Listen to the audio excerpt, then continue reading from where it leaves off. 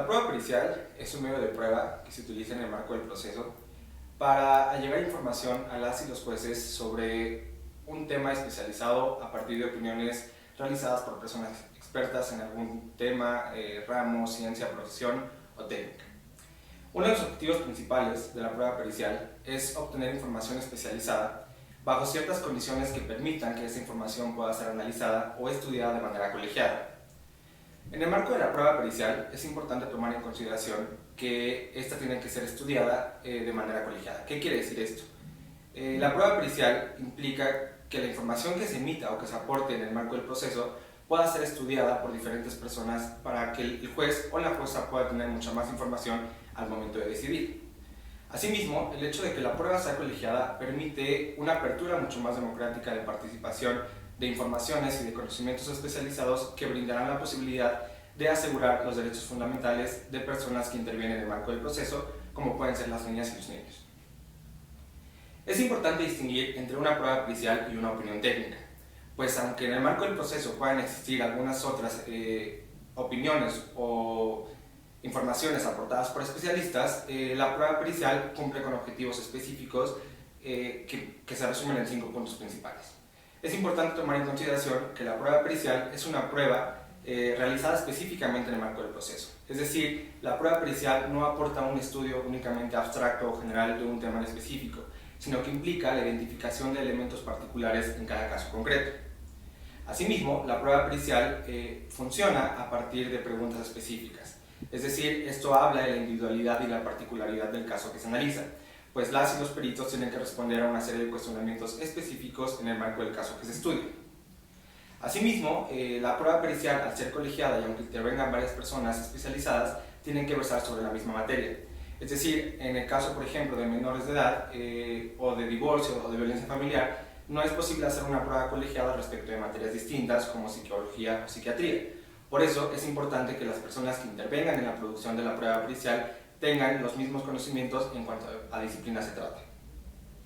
Esto nos lleva a mencionar que la confiabilidad de la prueba pericial no radica exclusivamente en la materia o ciencia que se estudia.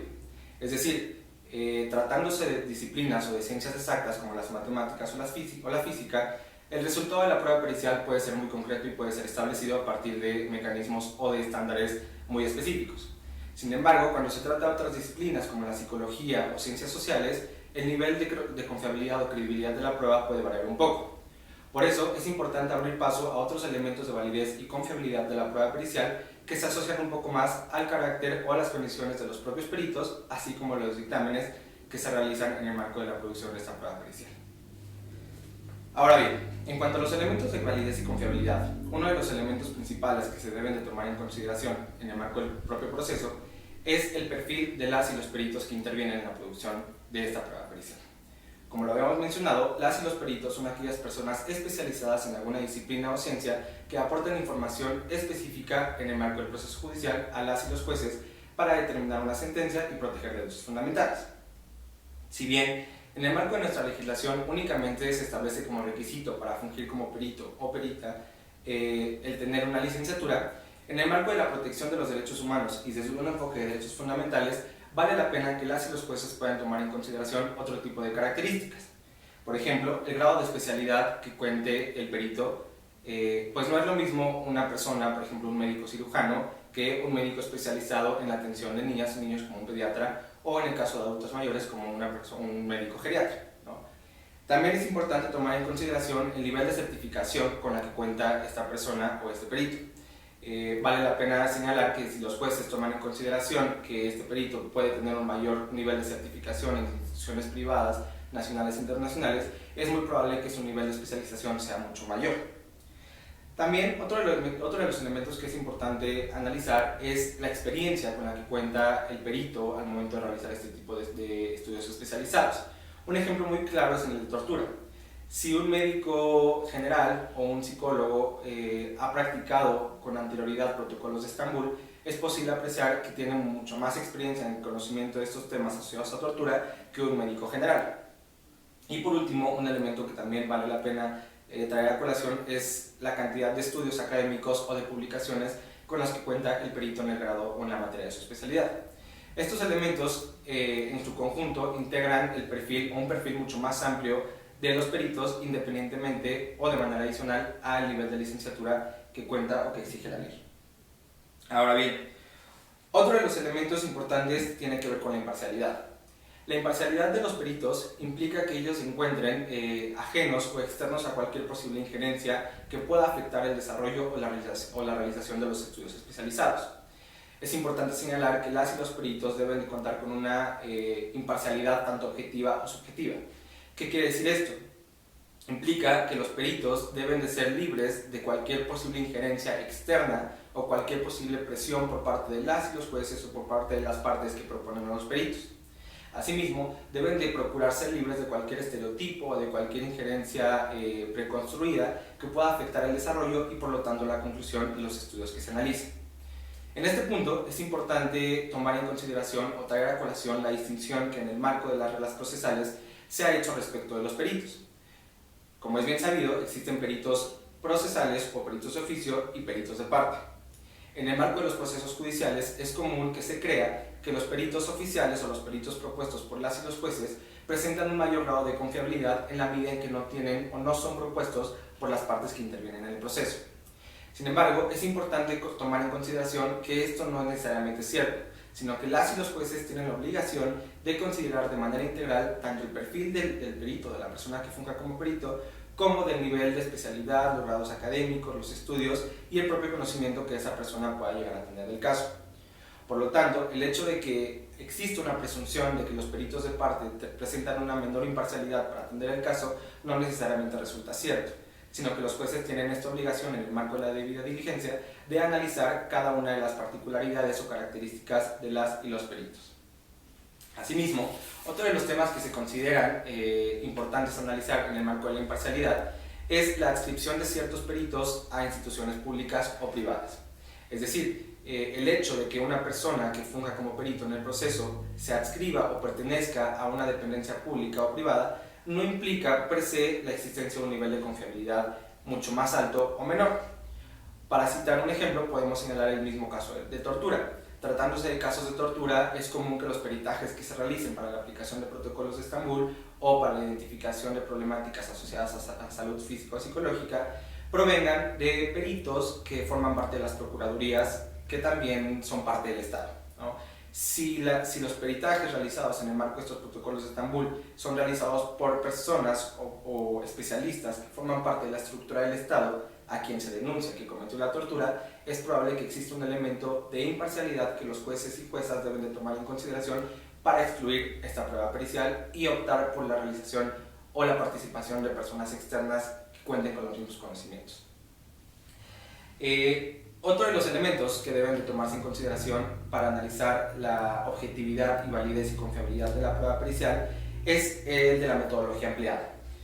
Si bien las y los jueces pueden no tener un conocimiento exhaustivo sobre las materias de las que versa el peritaje, sí deben de tomar en consideración la manera en que éste se realiza. Comúnmente, en el marco de los procesos judiciales, no existe un análisis exhaustivo respecto de la manera en que se lleva el peritaje y únicamente se atienden a las conclusiones, es decir, la prueba es analizada desde una perspectiva exclusivamente finalista que no permite un análisis integral de la prueba que se ofrece en el proceso. Tratándose de la metodología empleada, las y los jueces deben de tomar en consideración no solamente las características del perito o la confiabilidad que éste pueda tener, sino también todos aquellos pasos que los peritos realicen para llegar a las conclusiones planteadas. De manera particular, en el caso de niñas y niños, por ejemplo, es importante que los peritajes o que las personas que realicen este tipo de peritajes analicen y expongan de manera clara cuáles son los pasos que se van a seguir para obtener una información. Particularmente, tratándose de menores de edad, es necesario señalar que los peritajes deben de contener una narración de propia voz o una narración expresa por parte de las niñas y los niños para que ellos o el propio peritaje pueda desarrollarse sobre esa base. El propio peritaje o las pruebas periciales deben de considerar a niñas y niños como sujetos autónomos y como sujetos partícipes del proceso a fin de que no se les considere exclusivamente como objetos de protección, sino como sujetos capaces de intervenir en la propia determinación de sus derechos. En este modo, los peritajes asociados a infancia deben de contener un método de intervención y tienen que ser capaces de establecer aquellos diagnósticos de intervención que permitan obtener información dadas las propias características y condiciones de edad, sexo, género y otras características que pueden introducirse en el marco de los derechos de niñas y niños. Asimismo, es importante señalar que, igual tratándose de casos de infancia, las y los peritos deben establecer las técnicas para el registro de las prácticas que se realizan en el marco de los peritajes. Esto quiere decir que si se realiza una pericial en psicología o una pericial en psiquiatría, las y los peritos deben establecer de manera expresa cuáles son los mecanismos en los cuales se va a sustentar o se va a preservar esta prueba a fin de no incurrir en mecanismos de relativización. Es importante señalar que tratándose de niñas y niños y a partir de un enfoque reforzado, las pruebas periciales deben de estar sustentadas en mecanismos de videograbación que permitan analizar la prueba cuantas veces sea necesaria, pues el enfoque reforzado de protección a niñas y niños impide que dichas pruebas periciales y cualquier otra prueba que pueda afectar los derechos de niñas y niños se repita, generando una afectación a su integridad psicológica, emocional e incluso física. Por otra parte, la metodología empleada por las y los peritos debe de ser capaz de señalar aquellos elementos que puedan afectar la confiabilidad o objetividad de la prueba pericial, tales como la modificación de las circunstancias de tiempo, modo y lugar, o el transcurso del tiempo y demás. Por último, la propia metodología para la realización de peritajes especializados en materia de infancia tienen que tomar en consideración el hecho de señalar cuáles son las pautas o las escalas para la evaluación de aquellas técnicas o encuestas o pruebas psicológicas o psicométricas. Es decir, en este punto, las y los peritos deben de señalar de manera expresa a las y los jueces la posibilidad de que existan distintas formas de evaluación. Es aquí donde entra o donde juega un papel importante la prueba colegiada. El hecho de que la propia metodología sea analizada y expresada de manera clara en el peritaje asegura la posibilidad de que esas pruebas puedan ser estudiadas de manera colegiada y contribuye a la posibilidad de contradecirlas en el marco del proceso. Todo ello no solamente redunda en la apertura democrática del proceso, sino también en la protección y aseguramiento de los derechos de las propias niñas y niños. Otro de los elementos que suele suceder en el marco de las pruebas periciales y que es importante destacar es la relación que existe entre las conclusiones derivadas del dictamen pericial y la propia metodología. Es decir, en la medida en que las propias pruebas periciales sean capaces de establecer la manera en que se desarrollan, será posible entonces entender de manera mucho más integral las conclusiones. En este punto, las y los jueces deben de ser conscientes que las conclusiones, si bien forman parte fundamental de los dictámenes periciales, ellos tienen que analizar a la luz de la propia metodología y de los estudios realizados. Esto con el objetivo de que las y los jueces tomen en consideración no solamente los resultados que puedan arrojar el dictamen, sino también el contenido integral del dictamen para la protección de los derechos de niñas y los niños. En este punto, las conclusiones derivadas del dictamen pericial tienen que tener una relación estricta y necesaria de la metodología empleada en el marco del dictamen pericial. Esto asegura que las y los jueces y las y los peritos puedan establecer de manera mucho más fundamentada y motivada las razones que llevan a la adopción de una decisión final en el marco del proceso, que derivará entonces en el aseguramiento y protección de los derechos fundamentales de las niñas y niños.